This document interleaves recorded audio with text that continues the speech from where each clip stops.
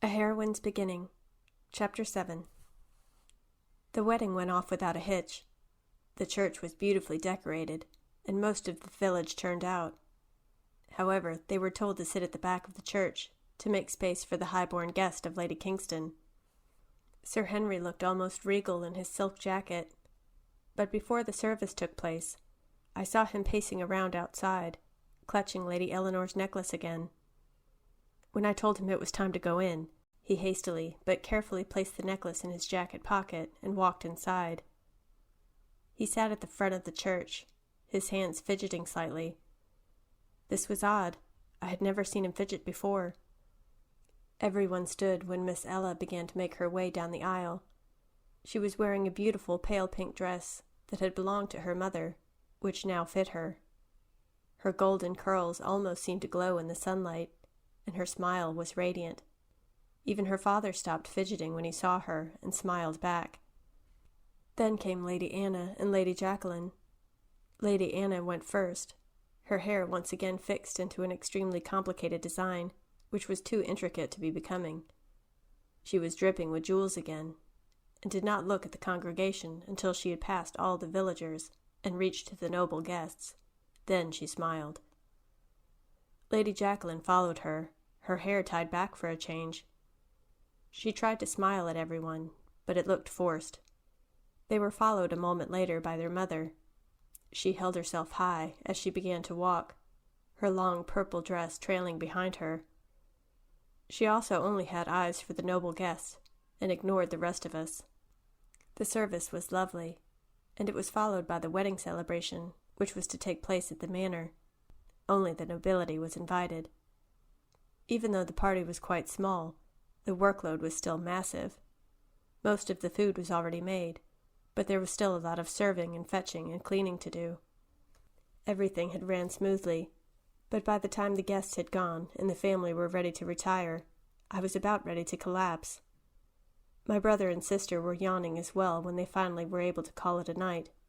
Daniel himself had a particularly draining day. He was tasked with carrying the wedding presents out of the guest carriages and into the house. He had had a similar job the day before, unpacking the carriages of all the ladies' belongings, which turned out not to only just include the boxes affixed to the carriage, but also a small cart which arrived shortly after they did. I did not know it was possible for only 3 ladies to possess so much luggage, but I was mistaken. After the wedding, things began to settle into a routine. Miss Ella would still visit the kitchen often, to work on her baking skills and to talk to us. Sir Henry kept himself to himself, reading or working in his study. The 3 ladies would occupy the drawing room for most of the day, chatting, stitching, sketching, and playing the pianoforte. Only Lady Jacqueline would read, and Lady Anna was fond of playing the pianoforte and singing at the same time. This would have been bearable if it weren't for the fact that she was completely tone-deaf. Her screeching high notes would reach us in the kitchen and make us cower. Miss Ella tried to be positive, still true to her resolve to always see the best in people. Lady Cecil, formerly Lady Kingston, had not softened her behavior at all. She shouted at me and the rest of the servants if we took too long to answer the bell, or if we missed a speck of dirt, or if she felt like it. She could normally find some excuse. Sunday afternoons were a treat, though. Myself, Daniel, and Clara would walk down the path and visit home. Over the 3 years I had worked in the manor, a lot had changed. Alexander had gone and joined our father in working in the fields, so was rarely home when we visited. Little Gwen and Robbie were no longer toddlers, but 5 and 6 years old, delighted in telling us how grown up they were. Our mother, however, had not been in such good health for a long time. I believe I was the only one who noticed her decline, maybe because I did not see her as often, but she now had permanent dark circles under her eyes, and she could not play with the children for even a short stretch of time without requiring to sit down. I kept my thoughts to myself. I did not tell my siblings. There was no need to worry them. She was not ill, only exhausted, and I was sure if she had some time to herself, she could recover quickly. She delighted in our visits. After having a house full of children for so long, she told us it felt so empty having 4 of us gone. We sat for hours and discussed the new family, and how vain and proud the new Lady Cecil and Lady Anna were. Clara did a fantastic impression of Lady Anna, imitating her tone perfectly. She would pull her hair up and tie it so that locks spilled out in all different directions, which was pretty close to how her hair looked most of the time. Daniel would make some sarcastic comment on the sheer volume of Lady Anna's singing. He always was the joker in the family. But alas, the Sunday afternoons would end with the setting sun, and we'd have to return to the manor. The days turned into weeks, and we adjusted to our new family. Although serving the new family was not as easy as it was when Lady Eleanor was alive, we quickly got used to the new routine. We were content. That was, until the fever arrived. We had heard rumors about it circling the village, how it had hit a nearby town. The people who caught it almost never recovered, but at least it took you quickly. You would catch it, and by the end of the day, you would leave this world. It was one perfectly normal morning. We had gotten up and started doing our chores for the day, with no knowledge of what was to come. Miss Ella had sneaked into the kitchen early and stolen some porridge right out of the pan, laughing as she did. As a punishment, Mrs. Pole sent her outside to collect eggs for breakfast. She practically skipped out of the door giggling. She knew Mrs. Pole would never actually punish her. Sir Henry was due back from town this afternoon, as he had gone yesterday morning on business. In his absence yesterday, Lady Anna had complained even louder than usual about her confined living conditions. She was still sharing the guest room with Lady Jacqueline. I did not hear the conversation that happened between Miss Ella and Lady Cecil, but the outcome was that Ella would give up her room, which was larger, so that the two sisters could have it to share. So that afternoon we were set to work trying to move the spare bed out of the guest room into Ella's room. This was slightly problematic, as the bed was far too big for the door. When it had arrived, it was assembled in the room, and so had never needed to fit through the door. Myself and Daniel spent the afternoon trying to work out how to disassemble it to move. It was dark by the time we got the pieces out of the door. It would have gone much quicker if Lady Cecil hadn't kept interrupting us to do menial tasks, like fetch her a new pot of tea and then make me serve it to her. Daniel was called away to polish some cutlery that absolutely had to be done today. So when it came time to retire for the night, Miss Ella, Lady Anna, and Lady Jacqueline had 2 beds between the 3 of them. To save one of her new stepsisters from having to sleep on the floor, Ella volunteered to stay the night in the servants' wing. Clara shared a room with Daniel for the night, and Miss Ella stayed in my room. We stayed up a long time, discussing all manner of things, but mainly books. My literary knowledge had grown extensively over the last 3 years, thanks to Ella.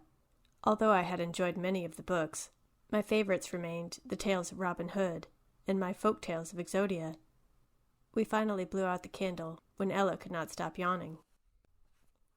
When the afternoon arrived, Miss Ella waited anxiously by the window for her father to come home.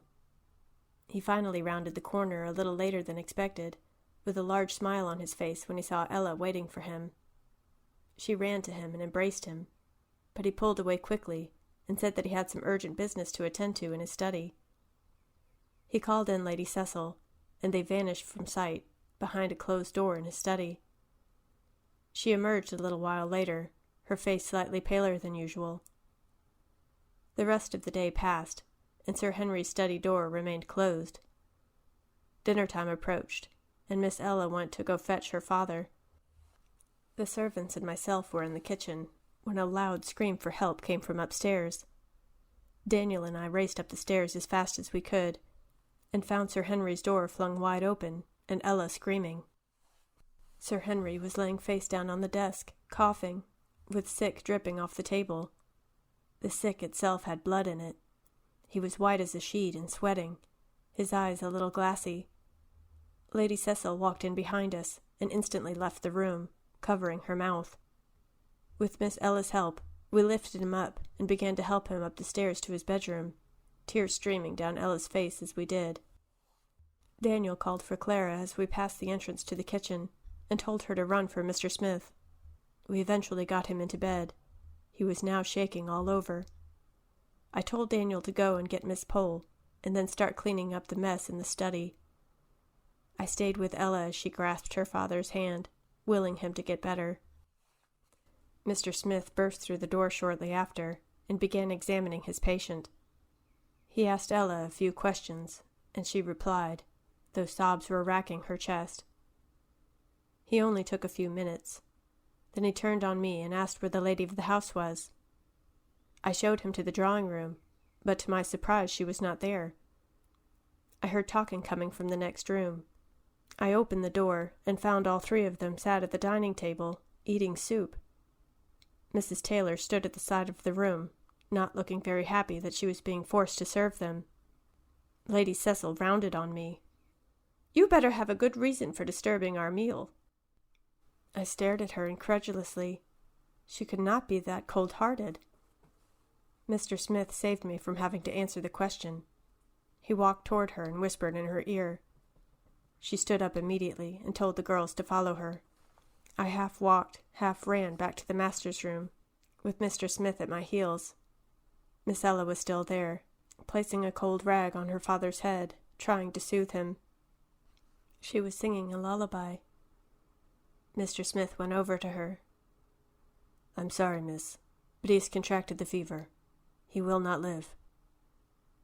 Tears afresh started to cascade down her face, and I raced to her side to comfort her. I placed my arms around her as she wept, still holding on to his hand. Lady Cecil appeared briefly at the door and looked through it, but kept her distance. I believe she was afraid of catching the disease. She left quickly and was replaced by Mrs. Pole, who had also been crying. Mr. Smith waited at the edge of the room. He stayed there a long time. Sir Henry kept mumbling words under his breath. The most frequent of these words was Eleanor, closely followed by Ella. He never said the name Agatha once.